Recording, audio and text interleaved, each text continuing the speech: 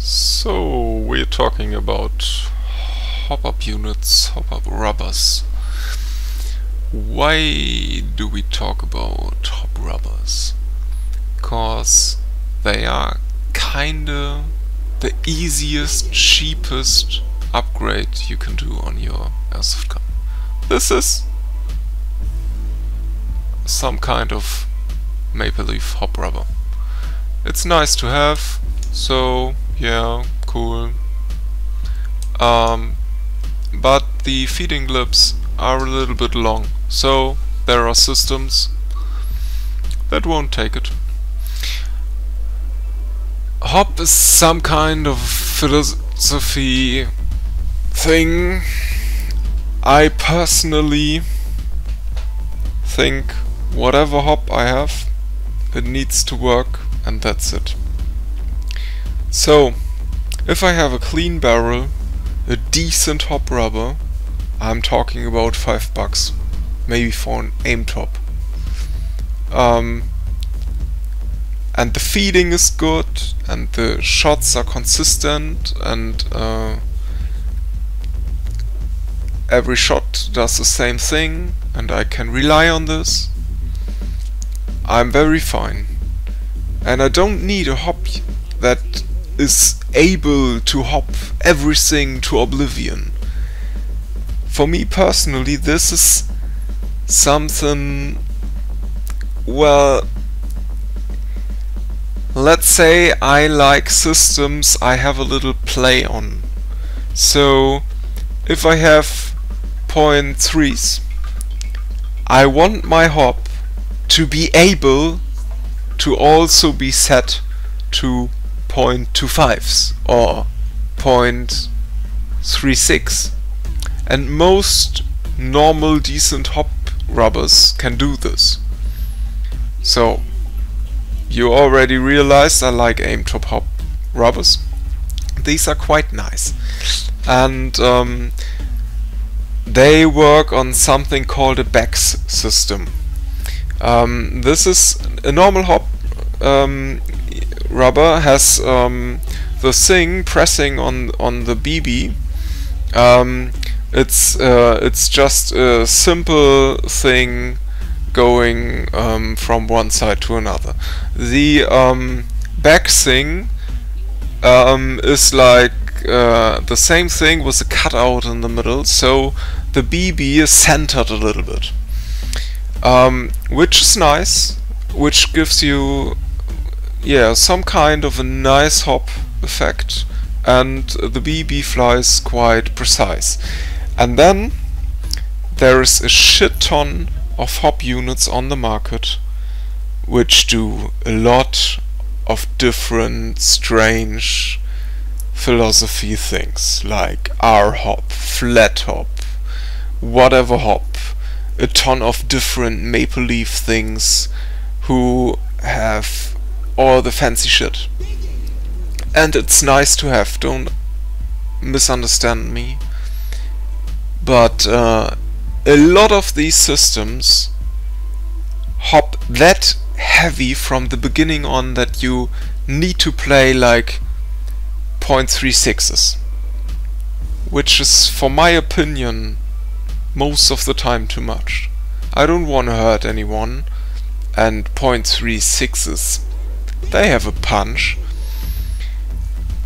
So I would like to be able to use lighter BBs. Some fields require this. Anyway, I would also like to have a little bit of play, as I said. So if and there's one thing I have in this category of play.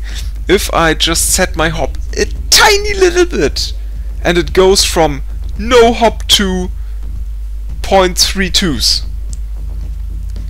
and I give it a tiny little bit more, and it's like 0.4s. This is the worst thing.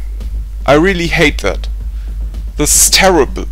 I don't want a hop which gives me just super hop every time I give it like a tiny little itsy bitsy. This is absolutely the worst thing. So yeah, you can of course go and buy a fancy hop chamber like Max or whatever, and you get a lot of crazy spacers, and you can do this and you may have good results. But in fact, what gives you this result is a really good spacer and this this hop arm, the thing that holds the spacer. This thing has to be very precise. And well, there is no pressure on a hop chamber. There are no moving parts. There is nothing giving it force. So why should I use aluminium? There is no real reason to do it. If I have a precisely made chamber for which is made out of plastic, I'm very fine with it. There are these rotary chambers from G&G which are freaking good, and if you can fit them in your gun and they work, amazing. So why should I go and buy a terrific super pricey hop chamber for like $100 and then add a barrel which is another $100? This is crazy for me, cause I will outperform you. No, I won't. I may outperform you cause it's not put together correctly, or just cause you didn't see me, and well, maybe cause I was moving. You have just to be a good shooter on a long range, and you have to estimate where your enemy will go. So if you can't, you will probably miss, and I will hear your shots and I will realize where you are, and even if I'm not able to shoot back, which I doubt, I will probably move forwards to you and use cover and stuff, you know.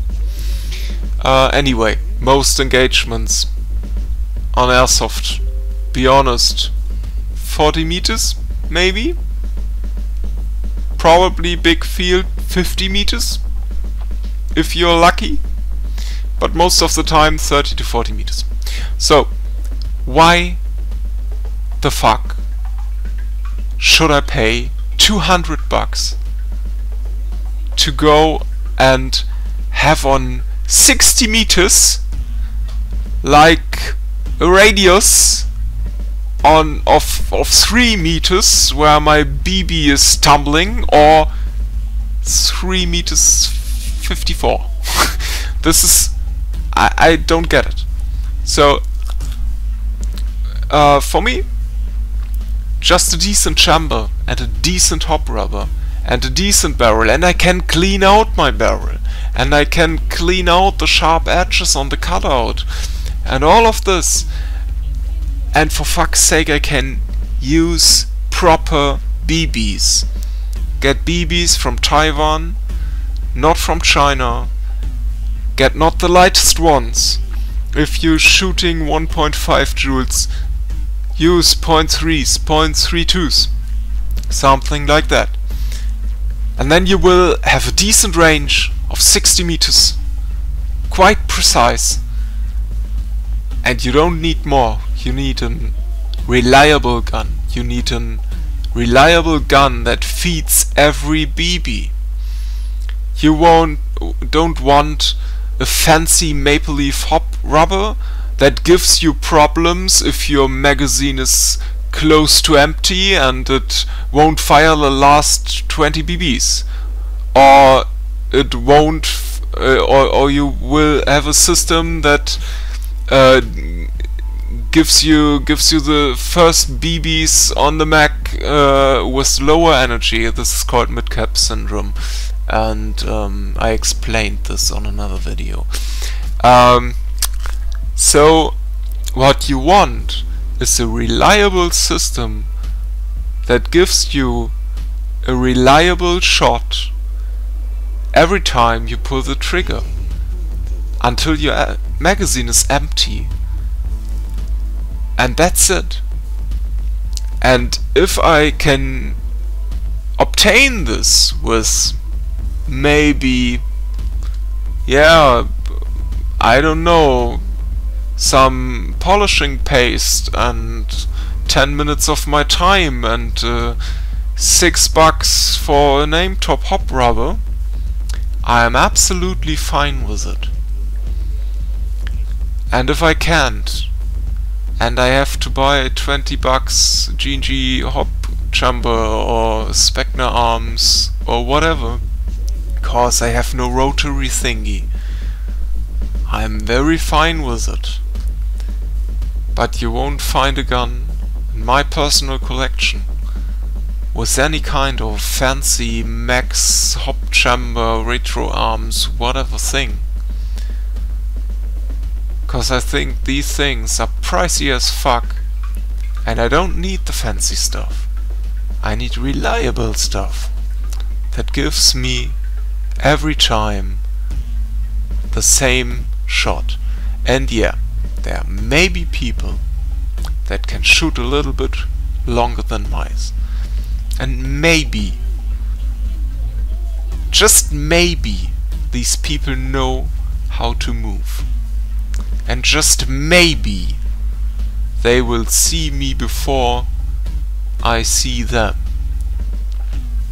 Just maybe. But let's be honest, this is, yeah, not really worth it, isn't it? Alright, this is my philosophy on hop rubbers and chambers and barrels and all the pricey stuff out there. Just fuck off.